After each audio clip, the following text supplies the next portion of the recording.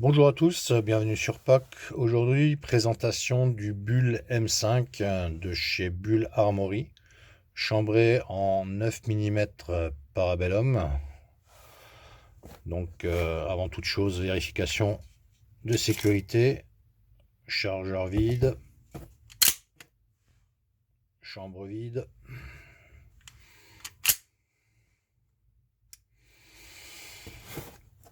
Bien, avant de commencer, nous allons parler un peu de la société Bull Armory. Bull Armory, c'est une société fabricante d'armes de poing principalement. Une société israélienne créée en 1990. Toutes leurs armes sont conçues sur la base d'un 1911 ou de temps en temps sur du CZ75. On va retrouver trois grosses catégories dans leur gamme. Le modèle 1911 justement, complètement inspiré du 1911 Colt Remington et autres. Une gamme plus IPSC avec le SAS2, qui est vraiment des armes très customisées, IPSC, c'est-à-dire d'origine ou customisable ou customisée. Et une dernière gamme Cherokee, qui est plus de l'arme dédiée aux forces de l'ordre, aux militaires. Les munitions qui sont principalement utilisées chez Bull Armory, ce sont du 9 mm Parabellum, du 45 ACP, bien sûr pour leur inspiration sur le 1911, mais on retrouve également du 40 Smith & Wesson, du 38 et du 9 par 21. Ce sont des munitions, du moins le 38, est principalement utilisé sur la partie IPSC, donc sur la gamme SAS2. Voilà un peu pour la présentation donc, de cette société. Aujourd'hui, cette arme est distribuée en France par Alpha Précision dans le 57. Et je vous invite à découvrir leur gamme sur le site de Alpha Précision et puis également sur le site de Bull Armory. Donc passons à la présentation donc, de celui-ci, le Bull M5, qui a été un peu le fer de lance de la marque, puisque c'est ce qui a lancé, qui a fait connaître la marque ces dernières années. Cette arme n'est plus produite, elle a été remplacée donc, par de nouveaux modèles, mais on en trouve encore d'occasion à des tarifs vraiment intéressants. Je précise que cette arme, c'est une arme que j'affectionne particulièrement pour la qualité de ses tirs et la précision, sa robustesse et enfin son côté très rustique mais très très efficace. À la différence des 1911 classiques, on ne retrouve pas de bushing à l'avant. C'est ce qui fait la particularité de démontage de cette arme, qui peut poser quelques soucis au départ, mais une fois qu'on s'y est fait, on s'habitue rapidement. Il y a plus compliqué. Au niveau du guidon, on retrouve un guidon, pas du guidon. Au niveau du guidon, on retrouve un guidon donc monté sur queue d'aronde. Une hausse également montée sur queue d'aronde. Je précise que cette arme est complètement d'origine et elle n'a subi aucune transformation à aucun niveau. Culasse entièrement en acier qui permet d'avoir une arme quand même très, très lourde, suffisamment lourde. Carcasse en polymère avec un grip très agréable, grip avant, grip sur les côtés et un grip à l'arrière. On retrouve la queue de castor typique du 1911 avec la pédale de sécurité. Queue de castor et donc le grip, la poignée, la queue de castor permet un chausset de l'arme qui est vraiment très très agréable. La détente est plutôt légère, elle se situe entre 1,5 kg et 1,3 kg d'origine. Et je précise que cette arme est complètement éligible au TAR, ce qui est plutôt agréable. Au niveau de l'appréhension de la culasse, on retrouve un grip à l'avant, un grip à l'arrière, ce qui permet de recharger plutôt facilement. Passons donc au démontage. Donc le démontage, typique au 1911, on va ramener la culasse en arrière, on va la bloquer. Au niveau du petit cran qui se trouve, le premier petit cran qui se trouve ici, on vient pousser la goupille.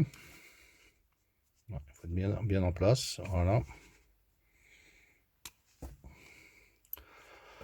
On extrait la goupille, on désolidarise la culasse de la carcasse. Et c'est là toute la particularité. Pour pouvoir démonter la tige guide, il va falloir se munir d'un petit outil fabriqué par un trombone. Il y a un outil d'origine mais que je n'ai pas. On vient pousser la tige pour faire apparaître le petit trou sur celle-ci. On vient positionner notre cale. On garde le tout en tension et on extrait très facilement la tige. Pour le canon, on rabat la biellette, on soulève légèrement et on extrait le canon par l'avant. Particularité de ce canon, comme vous pouvez le constater, c'est un canon conique, plutôt lourd, qui garantit également une bonne précision en cible. Pour le remontage, on fait l'inverse. Alors en sachant que cette partie-là, on peut également on peut continuer à démonter. Hein. Il suffit de tirer en arrière, enlever la goupille, ramener le tout. Voilà.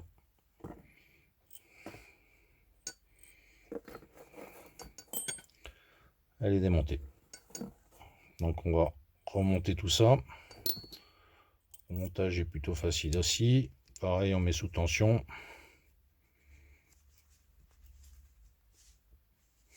On fait apparaître le trou. On vient bloquer. Et voilà. Donc le remontage, biellette descendue.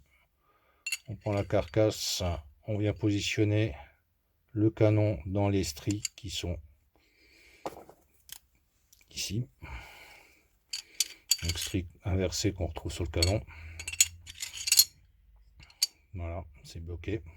On voit bien. Hein. On remonte la biellette, on vient positionner dans le bon sens la tige. J'ai dit on remonte la biellette, voilà. La partie du tube ici, il faut bien la mettre en butée sur la carcasse, voilà. Une petite pression, tac, la goupille s'en va et on ramène le tout. Voilà. Je viens rassembler ma carcasse sur la culasse.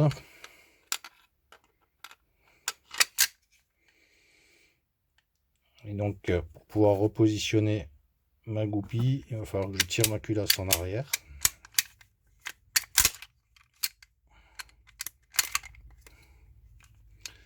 Comme pour le démontage, je positionne mon premier cran au niveau du carré. On voit bien que la biellette s'est mise en place dans le trou. Il n'y a plus qu'à positionner la goupille.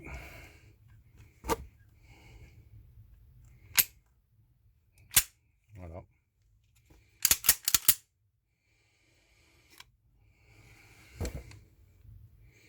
L'arme est remontée.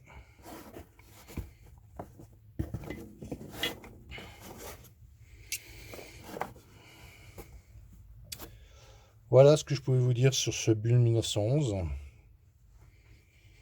Une Bull M5. Très très belle arme. Merci, à une prochaine fois.